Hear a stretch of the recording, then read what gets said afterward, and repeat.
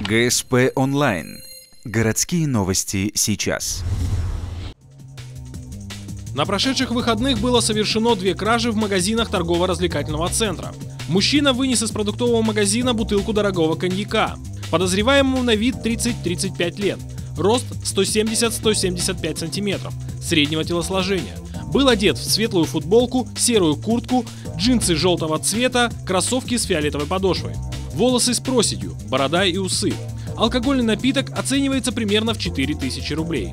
Вторую кражу совершила пара в магазине спортивных товаров. Было совершено хищение имущества в магазине «Спортмастер». Молодая пара, девушка и молодой человек, совершили хищение куртки. Они зашли в примерочную и вышли уже с ветровкой. То есть и скрылись с места преступления. Мужчине, который подозревается в краже куртки, на вид 25-30 лет. Рост 170-175 см. Среднего телосложения. Был одет в серую футболку и джинсы синего цвета. Волосы черного цвета. Тонкая борода. Его спутнице на вид 20-25 лет. Рост 155-160 см. Среднего телосложения. Она была одета в джинсовую куртку, белую футболку, синие джинсы. Волосы черные, до плеч.